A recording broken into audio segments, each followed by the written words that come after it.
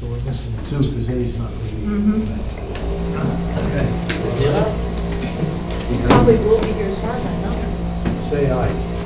Pledge allegiance to the Flag of the United States of America and to the republic which stands, one nation, under God, indivisible, with liberty and justice for all. I'll have a moment of silence for our service people that are serving overseas and around the world.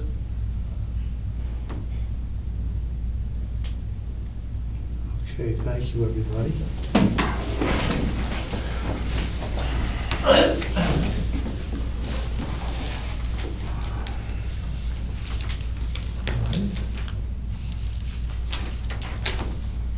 Okay, on the roll call for attendance, may I take attendance? Mr. Brooks? Mr. Calabro? Here. Mr. Flansbrough? Here. Mr. Katz? Mr. Schuster? Mr. Stafford Smith? Here. Mr. Kirschner? Here. I have a quorum. Okay, very good. Now, the minutes of the two meetings of January 9th and April 10th were emailed last night and closed in open session. Okay, move to accept the minutes. Second. All in favor? Aye. Aye. Nays, none?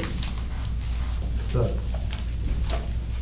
Okay, you have in front of you in your booklet, a statement of accounts. Of course, it is voluminous, it's carryover, it's 2018 to current time in 2019. We have added a line item. Good afternoon, Mr. Brooks. 11:31, Mr. Brooks. Okay.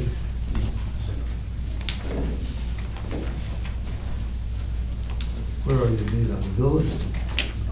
Yes, we are, no, on the statement of accounts. The statement of accounts, I'm looking for an acceptance. We added the Strand Theater Asset Apartment Revenue line item to the statement of accounts. At this time, the other two accounts don't have any income showing. Move to accept the account. Second. All in favor? Aye. Aye. I have a question. Yes. They forwarded us funds, right, that they were holding? What are you keeping that in separate accounts? The LDC? Yeah, That is, yes, it is. It is a separate interest-bearing account. They transferred $312,800 to us, and they transferred an additional interest earned of $344.96. So it's sitting here, right. is how it's showing on the statement of accounts. That does not count the other account, which is the capital reserves account. The capital reserves account will remain with them, and we will administratively pass things through. Because of the way the grant was written with the state originally, it's too complicated to undo it and redo it, and it's For fine. informational purposes, what is that money for? Now, which money are we talking about? The The one- 300,000. That's the rental account. It can be, it's basically used for maintenance of We that have- building, and, you know, wherever else it's appropriate to use it. You can actually see the expenses that were expended there in terms of Yeah, I that know, maintenance. I know. But- That's what came from that. That's what gets Okay. And paid. the other pot of money is what we would typically just call the capital expenditures, you know, reserves, if you will. And that's what's funding some of the work that we have going on now, which I'll get to. Thank you. That is the statement of accounts, and we have the acceptance. I have a bill list, and since we did not have a meeting in May, meeting of May 8th was canceled, this bill list is showing two sets of combined bills.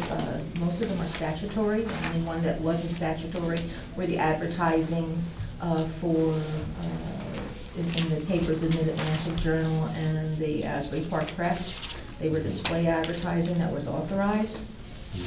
Constant Contact, we're renewing our subscription for Constant Contact. That is our marketing and our Contact with the Newsletter. business owners. Okay. I'll move the bill list. Second. All in favor? Roll call. Aye. We have to do Aye. roll Roll call. call. We have to do a roll call. for the bill list. You want to do a? Yeah, We do a roll roll call. call for it for spending. Okay. Okay, Mr. Brooks? Yes. Mr. Calabro? Yes. Mr. Flansbrough? Yes. Mr. Stafford Smith? Yes. Mr. Kirschner? Yes. I have an abstention from you. I do on 3741. 3731 and 3741. Thank you. So,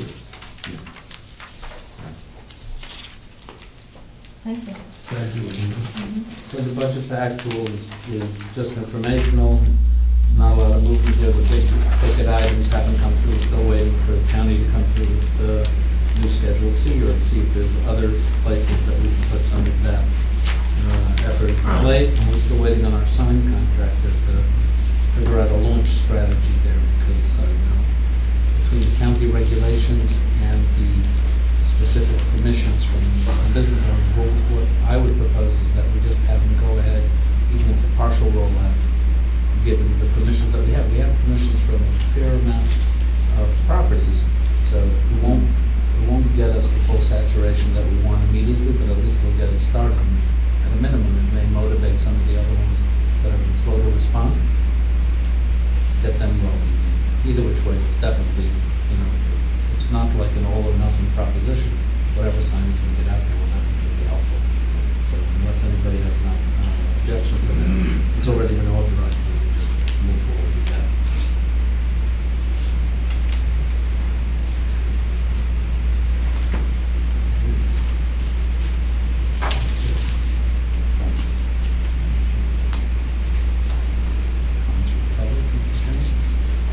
Comments from the public? Just to let you know that I've been out of commission for the last 2 months, roughly. And I was lucky enough to acquire a lymphoma cancer, which under treatment for, and I've been informed that, it's doable, and I have the best doctors in the world working on it. And my honey is keeping me alive. So,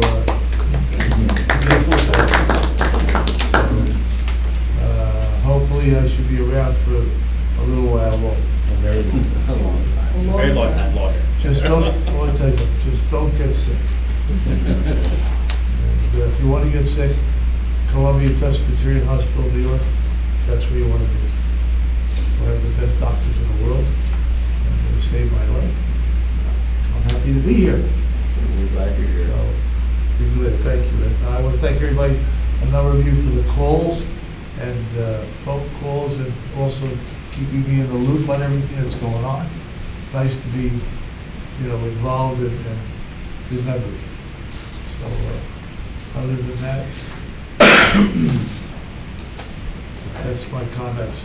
Good. She does, she's later. Steve? Okay.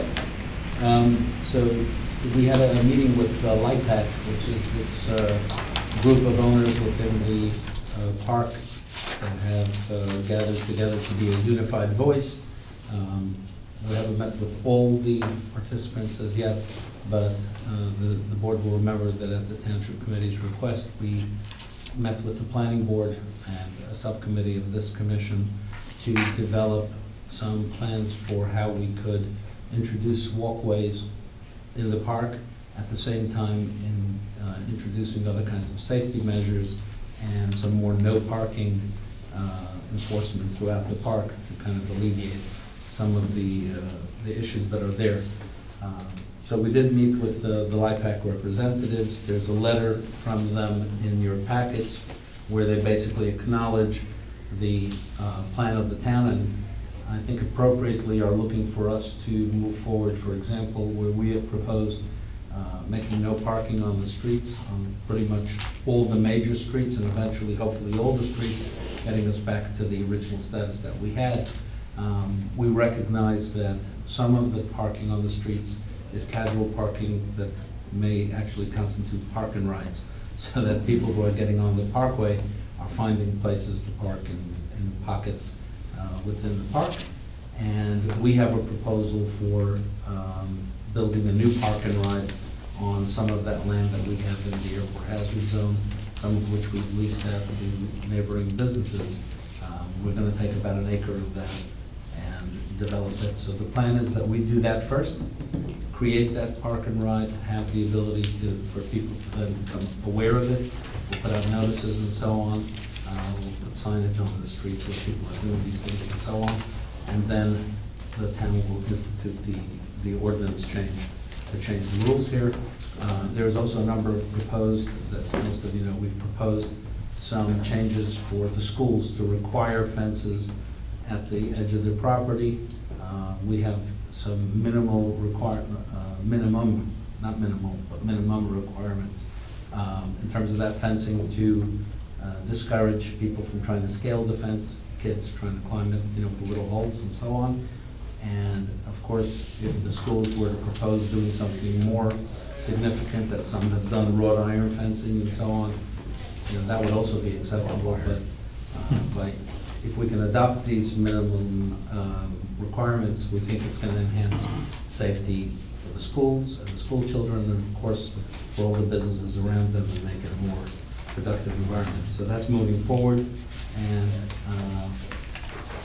we'll keep you apprised as we move ahead, and then hopefully the township will be adopting something. I just want to mention that for decades, we tried to get the industrial park people involved, so I'm very glad to see at least they Yeah. put together a group, because Yeah, it's really good, and it's, there's nobody to talk to. it creates a channel for us to them as well, where if we wanted, to disseminate information or propose ideas, and we've had from time to time a business owner or another come forward with an idea, but it's always these one-offs. There really hasn't been a unified approach. And here in this group, you have well over 50% of the properties in the industrial park represented. So it's a significant group. Quick 3 points on the airport. We have received 2 grants from the New Jersey Department of Transportation and Aviation to address some of the obstructions and runway safety area improvements that we need to take at the runway 6 end, which is the southern end of the runway near the Sudler and Church and Dwight properties. Much of what we had been waiting on FAA funding for, we're going to get done just out of these state grants, and we're going to use the federal funding that's coming in to build out more apron area and so on. So it's good. The growth of the airport is actually going to be well served by this development, and we've been hearing from the pilots. The trees are starting to grow, and it's really difficult for them when they're on approach, especially the younger pilots, the ones who are not so experienced. They have that plane that they come in on. They're not ready to.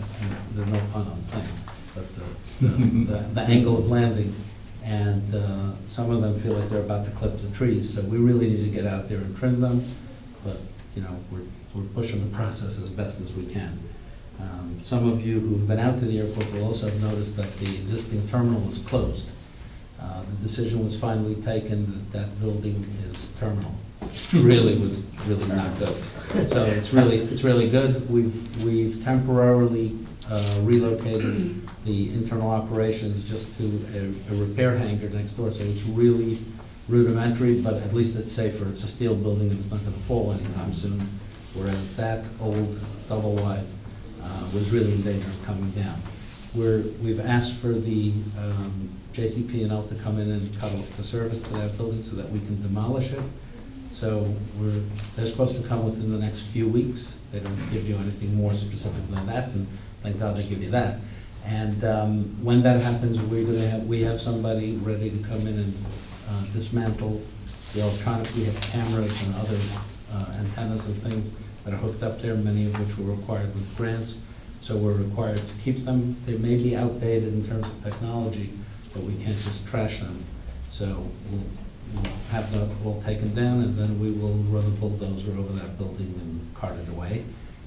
The FBO and those who've been renting space in the trailer have agreed to rent a trailer. So until we come up with a more permanent solution for building a terminal, having somebody else build a terminal, public-private partnership, whatever it may be, there will be a decent new functional trailer with usable facilities and so on that people will be able to encounter when they come to the airport. Steve, Yes, sir. while that we're in transition and that existing trailer is out, there'll be a period of time where we could actually go in and take a look at the services that come towards that building. Now, you know, I was out there and I found a 6-inch water main sticking out of the ground. Yeah. I'd love to see if we can find the sewer and or septic line. There is a septic, and they found it. It's Okay. actually under the front parking lot. But by this time, the suspicion is that it's completely just disintegrated. Because it's been there since the 40s or something, so. You know, we've known from the time that we've been talking about doing plans for the terminal, that we're gonna have to look at putting in a new septic tank, septic field, or whatever it is. Which is still a lot more economical than running sewer, right? Because the closest sewer is Airport Road. How about That's- sewer to Bathgate's property? Tying to his lateral going out. But you're still talking about an exceedingly long run at, you know, high expense, so. Force main.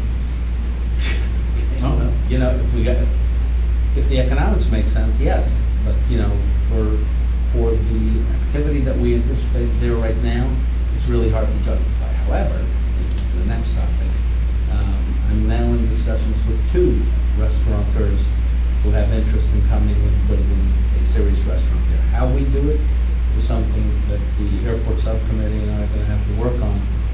There is quite a movement across the country at smaller airports for public-private partnerships. So we need to learn more about what's, you know, permissible, what the processes are that are already codified in terms of approvals, and then see how it works for us. But it does open up the possibility that if somebody's ready to come in and make a serious investment. Remember, there is no location within the park where people can go for lunch, dinner, business meetings, and the like. And that's something that we've always projected to want to do around the terminal. So whether it's a standalone with some tie-in to the airport business, or something that's highly integrated into the airport, we think at least the 2 that I'm talking to right now really have an eye on doing both elements of that. So it would really be a great service to the business community. So we're excited. Include the terminal, is it the restaurant? Well, that's a good question. Is it a separate building with a connection? Is it one longer building and so on? Those are things that we need to work out. And we're better off doing it now than putting something on the ground and then having to figure out how you retrofit from there. So it's good. Everything else I have is enclosed. Okay. All right. Attorney's report? Chairman, just a litigation update for closed session. Okay. Need any correspondence? We do have that letter. We have a letter from Paul Lynch regarding. Yeah, we also have a letter from Quality. So, during a routine maintenance review up on the roof of the Strand, which is, they do all the time because if you see the roof, sorry, I don't have a picture for you, there's over the years been issues with, during the winter, ice and how the water runs off and so on. So as a normal part of their maintenance, they go up there and they check the scuppers. And the maintenance supervisor happened to look over the edge of the roof for no logical reason and saw the cornice that is above the marquee of the Strand. It's been there since as long as we can tell from old pictures and so on, actually pulling away from the wall and bowing out from the wall. So we contacted our insurance company, we contacted our engineering department, our engineering department came up with a plan for how to secure, it's a giant run of wood, it's about 60 feet long of a wood. It's more than a 2x4, I don't know exactly what the dimensions are, but it's covered with this sheet metal and that decorative. And so it's been stabilized. If you go by there, you can see there's cables bolted into the roof the way that they were told to stabilize it. There's a number of other things going on now, brick pointing work and other things. And I just received a proposal from RVE on some engineering potential for that, so I haven't had a chance to put that into a packet, but we'll distribute that so that everybody can look at it. It's a good thing that we have some of those reserves, because this is it's a requirement. It's a historic building. It's not like you can just decide to not put it back. And so the work is well underway, but the initial reaction of the insurance company is, this building was put up in 1922. As far as we can tell, this wood looks like it's from then. So they're denying the claim, but suffice it to say, we may revisit it, that discussion, because if you look at what happened there, the sheet metal that was covering the wood is peeled back in what to some people looks like wind damage. So we'll have to see if we have room to make an argument on that and whether there's an appeal process. But in the worst case scenario, we do have enough reserves to put things right. So we've got to be careful and retain the reserves as carefully as we can. We should do it right the first time. Well, do that right the first time, but understand it's an older building and it's coming up on 100 years old. So since the Thomas Lamb work. So.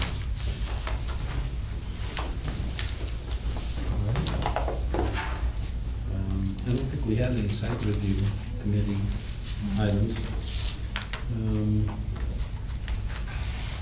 Signs we talked about, airport we talked about. The other stuff is all for Tom, unless you have something on the strand.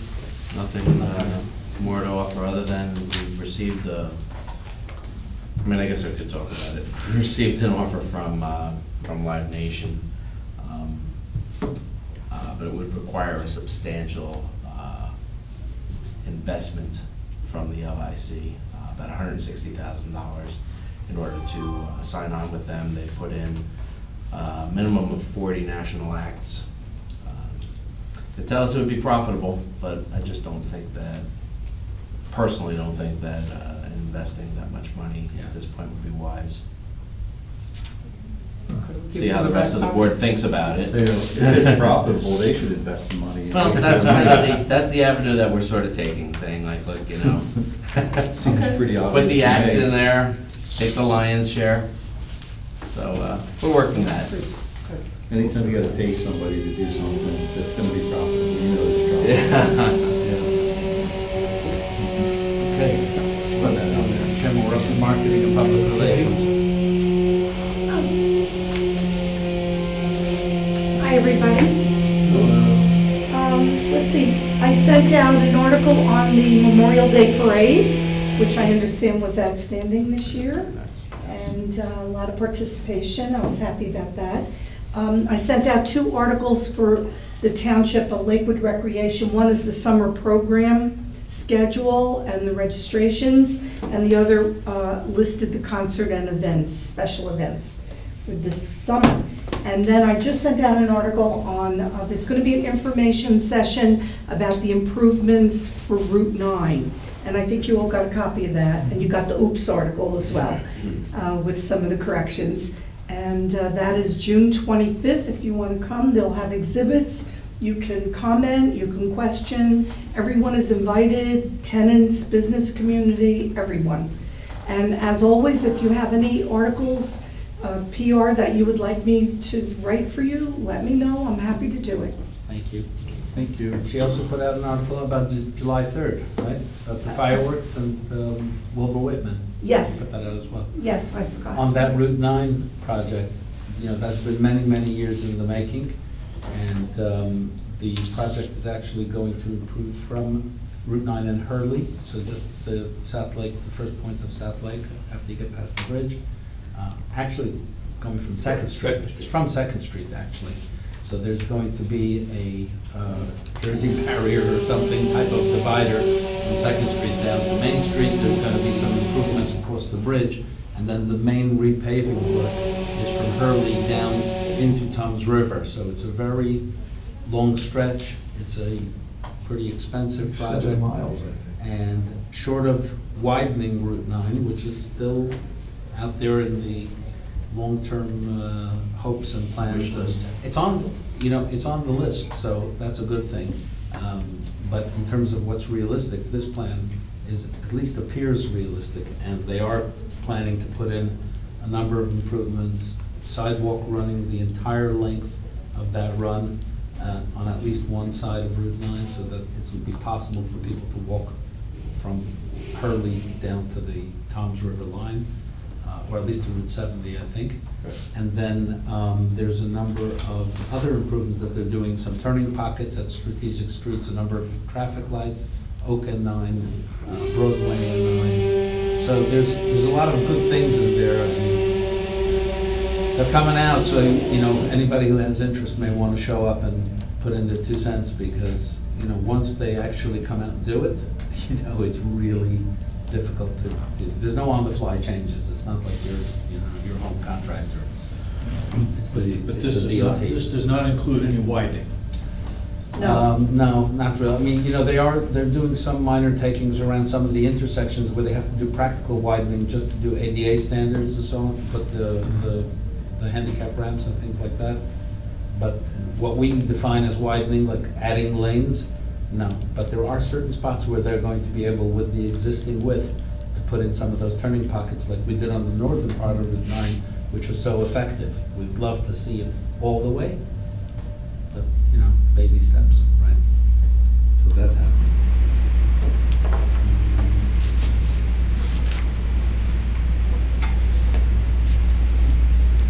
Okay, we're Good. closed session. We're good for closed session. All right. Move to closed session. Second? Wait. Old business? New business? We're good? Closed session. Don't jump ahead of the chair. Don't jump ahead of the chair. I'd like to read the resolution into the minutes, whereas, what time is it? 11:56 a.m. Whereas Section 7B of the Senator Byron M. Beer Open Public Meetings Act permits the exclusion of the public from a meeting under circumstances, and whereas this industrial commission of the Township of Lakewood is of the opinion that such circumstances presently exist, now therefore be it resolved by the industrial commission of the Township of Lakewood in the county of Ocean as follows. The public shall be excluded from discussion of private and confidential matters involving any of the 9 exclusions as set forth in Section 7B of said law, and as hereinafter specified. The general nature of the subject matter to be discussed is as follows: contract negotiations and litigation. It is anticipated at this time that the above stated subject matter will be made public only when the reasons for discussing and acting on them in closed session no longer exists. Said determination be made by further resolution adopted by the industrial commission, and this resolution shall take effect immediately. 11:57 a.m. Are we in closed session? We are. Hold on.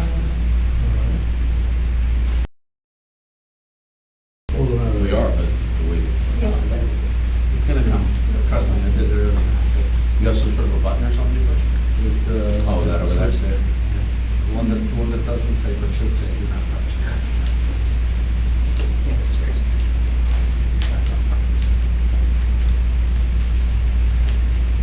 Don't touch it. Waiting for the light to come on. And we're back. Yes. Good afternoon, 12:27 p.m. All right. Can we make a motion to go out of closed session? Yes, Mr. Flansbaum, Mr. Stafford Smith made a motion to go out of closed session, All right. and it was, All in favor? Yes? Aye. Alright? Okay. Consent agendas? None? none. Any resolutions? None. All right. Comments from the chairman? I made my comments. Comments from the commissioners? Oh, you guys always have something to say. It's good to see you here, Chairman. Very good to see you here. Yeah. good to Once be- again, I want to. Don't say anymore, that's it. It's You're not good allowed to be seen, let me tell you. Yeah. And I want to congratulate Commissioner Brooks on the marriage of his daughter Courtney Congratulations. this weekend. Thank you. Congratulations. Awesome. Wow. Thank you. Thank you, Derek. Thank you much, ladies and gentlemen. All right. Move to adjourn? Second. All in favor? Aye. Thank you, everybody, for coming. Okay, Enjoy your 12:30 company. p.m.